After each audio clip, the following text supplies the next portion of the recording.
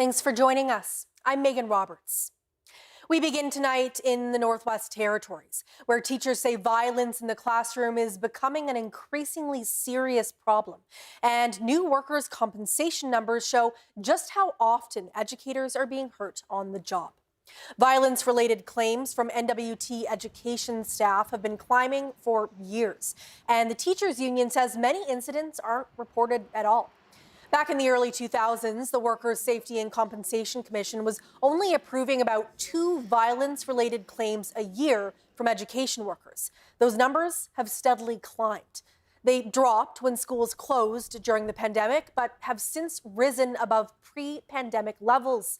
And the union says some of the aggression involves very young students. So from junior kindergarten to about grade 6 is where there's a prevalent increase in what we would call classroom aggression, also violence. In some cases, it's students that are slapping, kicking, punching, spitting, scratching other classmates or their teachers in particular. Mueller says the official numbers don't tell the whole story. She says some teachers have stopped reporting incidents because they don't believe anything will change. The union says schools need more specialized staff, including behavior specialists, to support students and teachers. The NWT's education minister says the rise in violence points to a bigger problem and a need for more resources. And that's why that training is so important as well. When we talk to classroom assistants who say, hey, I need more tools in my toolbox to be able to support the kids I work with, behavioral challenges are some of it. And so making sure that they have those tools to support students right across the classroom and right across the spectrum of needs of our students is important. The territory says it's now reviewing how violence and aggression are tracked in NWT's schools. The Teachers Association says having a clearer picture of what's happening in classrooms is an important first step. More than a year after one of the biggest apartment fires in Iqaluit's history, investigators say they now believe it was an accident. The Noble House fire tore through the apartment building in January of last year. It was completely destroyed, forcing 36 families from their homes. The fire marshal's office won't say what caused the fire or why investigators believe it was accidental. The former Noble House site has since been cleared, and plans are underway to rebuild with a larger apartment building set to take its place. Nearly 3% of the GNWT workforce has put up its hand to retire early. A federal incentive allows eligible public servants to leave sooner without taking a hit to their pension. The deadline to apply passed last month, and as Tamara Merritt reports, the departures could create opportunities for a younger workforce, but also leave some gaps. The GNWT could soon see a significant wave of retirements. 175 GNWT employees have applied to a federal program which allows eligible public servants to retire early without a reduction to their pension. The biggest number of applications come from the Northwest Territories Health and Social Services Authority with 35. Environment and Climate Change had 27, and Finance had 18. The departures could create opportunities to bring younger workers into government, including people trained with newer tools and technology. But they could also take decades of experience out the door. Zahir Khan says that matters in the North, where governments are responsible for delivering major and often complex projects. Fiscal risk is there federally in the provinces, territories, but delivery risk is actually bigger. When you have an ambitious agenda, particularly for the North, that involves infrastructure and program delivery, and Indigenous reconciliation that's ongoing. And that risk comes as a significant share of the GNWT workforce moves closer to retirement. Of the 6,620 people who worked for the territorial government last year, nearly 35% were 50 or older. That's more than 1 in 3 employees. NWT Department of Finance says they expect all but 8 applications to be approved for early retirement. Tamara Merritt, CBC News, Yellowknife. For the first time in a decade, the NWT's Health Authority has finished the year with an operating surplus, but the turnaround may not last. The surplus came down largely to two things: more government funding and staff vacancies.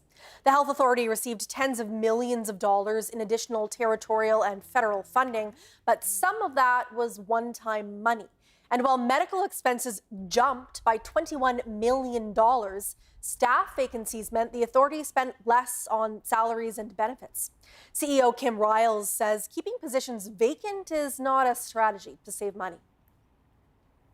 Our goal is to make sure that our nurses and physicians and rehab specialists and our labs and DIs and anything that is involved in direct patient or client service delivery is fully staffed. The reality is that, like every health and social service organization across the country, that's not always possible. Riles says the health authority is also looking to medical travel for savings, including a hybrid virtual nursing model designed to keep more care closer to home. A Whitehorse business said it could be forced to close if it loses its spot at the fireweed market. Sunshine and Wild Company has sold there for 3 years, but a dispute over what qualifies as locally made could leave it on the outside next summer. The CBC's Grace Knapp explains.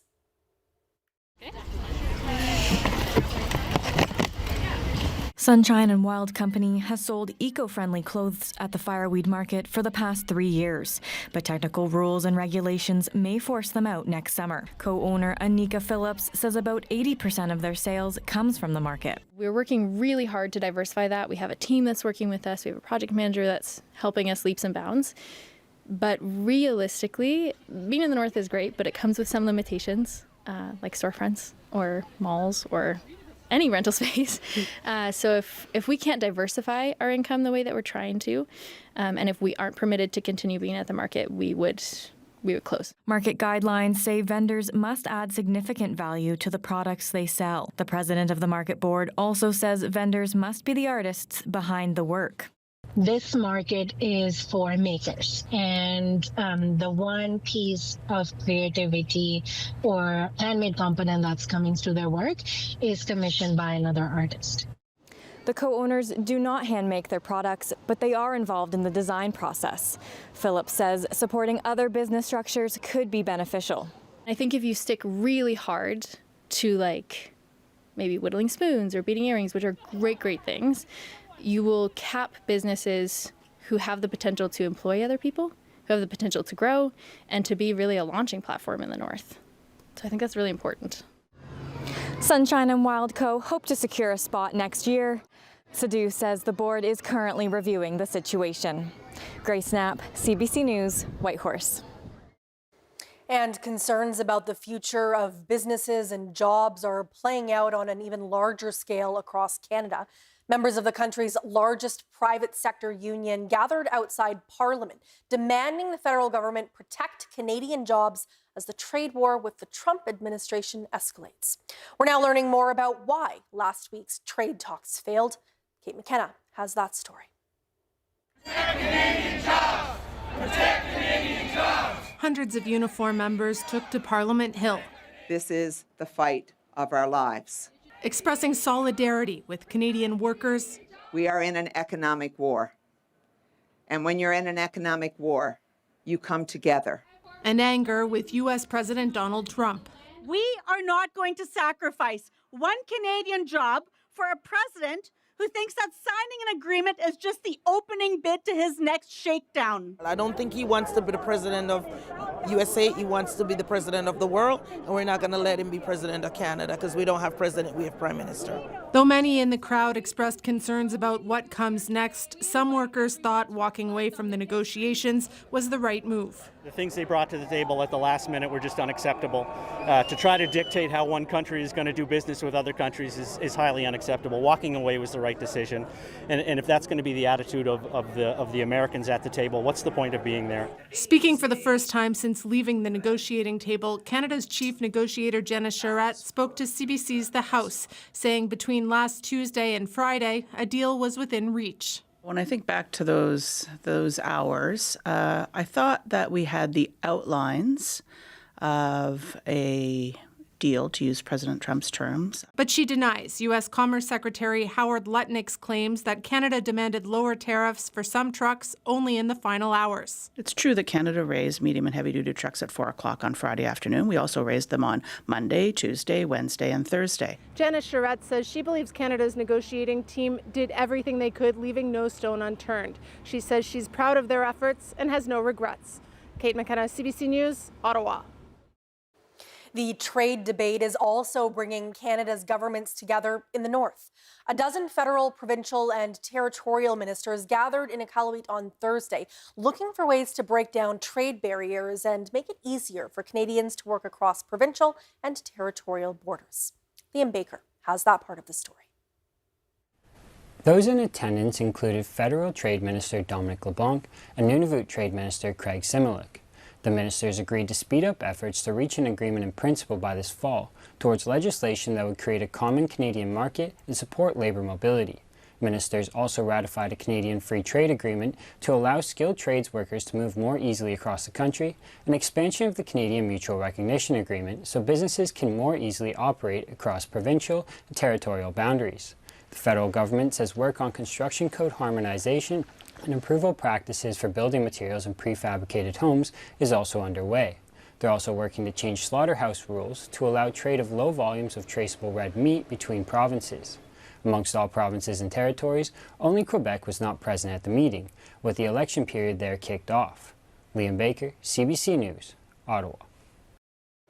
The fallout from the trade war isn't only being measured in dollars and jobs. The uncertainty also appears to be taking a toll on Canadians themselves and their mental health. Megan Fitzpatrick explains. Politics do stress me out, especially more so what's going on with the U.S. right now. It is overwhelming for sure, way too much. Politics and the trade war with the U.S. in particular is stressing out some Canadians. Their stress and the science behind it is under scrutiny in a growing field of academia. So I'll give you the phone now. At the Body Politics Lab at Western University in London, Ontario, researchers investigate how people react to politics. In one study last year, subjects wore these rings that measured their sweat levels, temperature, and pulse while they scrolled through TikTok.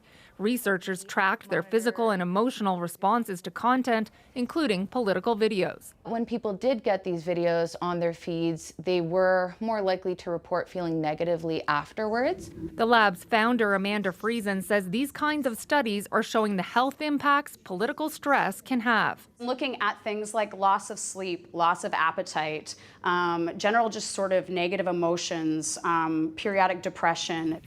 Friesen said she's seen Canadians' political stress rising in the last 2 years, and she attributes that in part to the uncertainty caused by U.S.-Canada relations. Is this all posturing? What does this mean? And anytime there's uncertainty, that is going to cause anxiety. Everything. Dr. Alison Crawford, Chief Medical Officer for Canada's Suicide Crisis Helpline, says people are reaching out because of political stress. So when political worry causes uncertainty in general, especially related to finances or people's sense of security or the safety of the world, we do often see that in our texters and callers. Who care about politics. Researcher Noah Vanderhoven says stress can actually motivate people to get involved. These kinds of anxieties about politics in the world can also be addressed through political action and being involved and engaged as a citizen.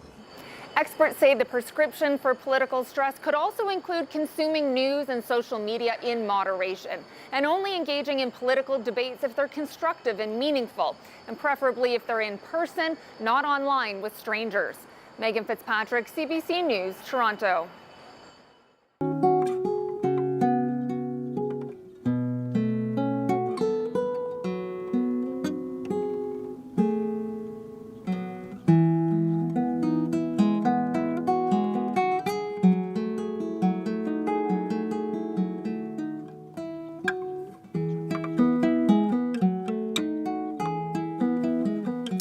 If you've ever tried to get your pet into a veterinarian in the Northwest Territories, you probably know the problem. There just simply aren't enough veterinary professionals. It's a shortage that's being felt across Canada, but of course it can be especially challenging in the north. Now there's a push to train some of those workers right here at home. Jessica Davy-Quantic reports. If your pet needs a vet in the NWT, your options are pretty limited. This is the only brick-and-mortar clinic in the territory, and it has just 2 veterinarians. Those shortages aren't unique to Northern Canada. They're happening across the country. But in the north, Northerners face an additional challenge. Northerners who want to get into the field can't get the training at home. Across Canada, veterinary schools and technician programs are expanding to try to meet demand. But there are no plans for a veterinary technician program in the NWT. Aurora College says the programs it offers are based on labor market demand. Range-like MLA Kieran Testart argues this is exactly the kind of workforce need the territory's future polytechnic should be able to respond to. This is a good example of how we should have an institution that's nimble enough to say, hey, that's a need, we could fill it, we could bring some students in, that's going to help our revenues, help our bottom line, and help fit a need in the territory. And there are jobs beyond becoming a veterinarian. Federal projections show veterinary technicians and other support workers are also facing shortages.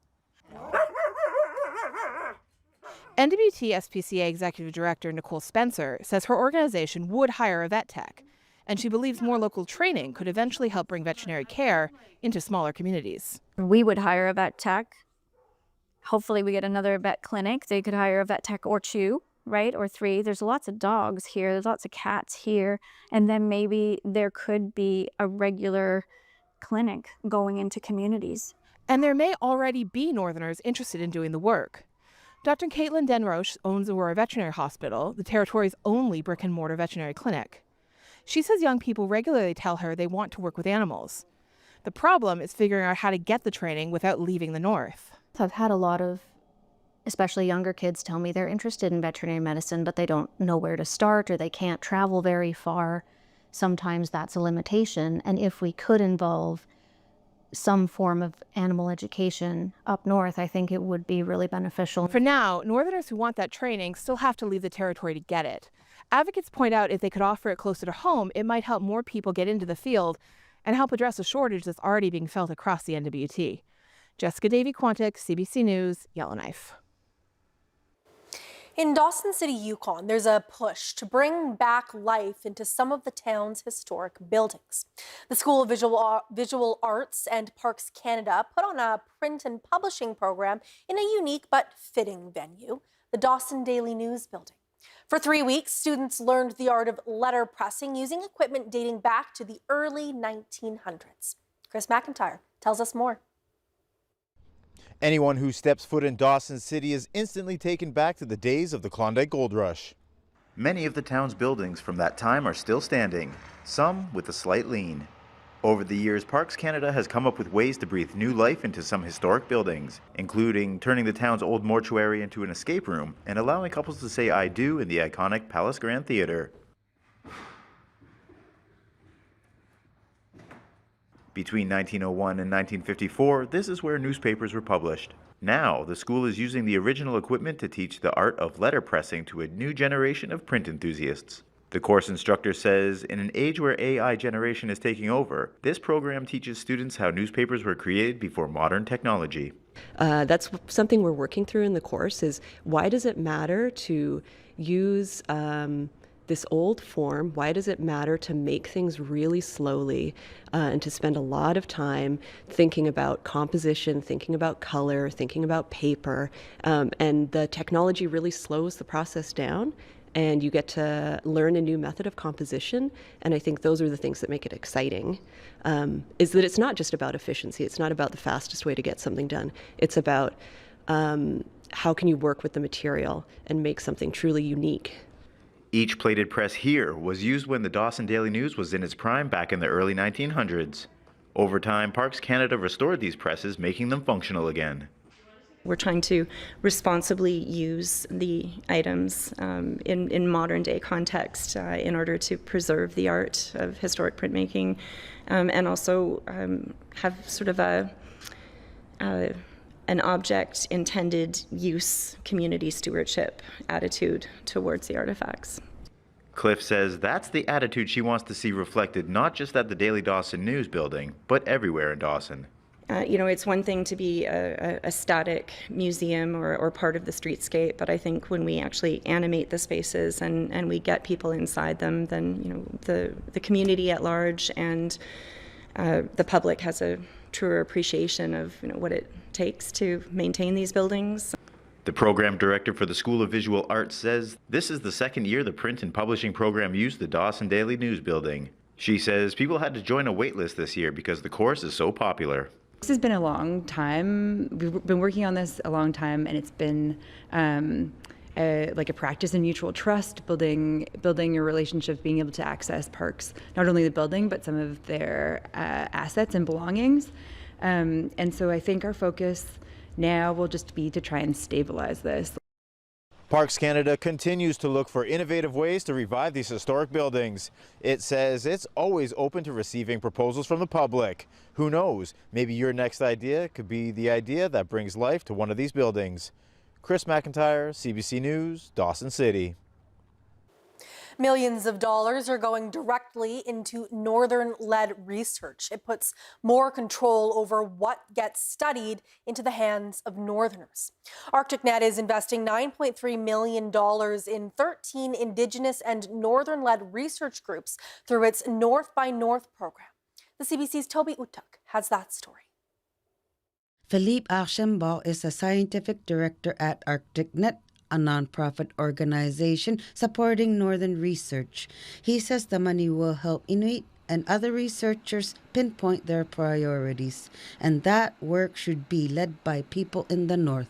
They are the one experiencing changes through climate change, through different situation or condition. So when you identify yourself what you need, it's easier to find some solution to help you to solve these potential problem and even to involve or get a sort of evolution, especially with the climate change.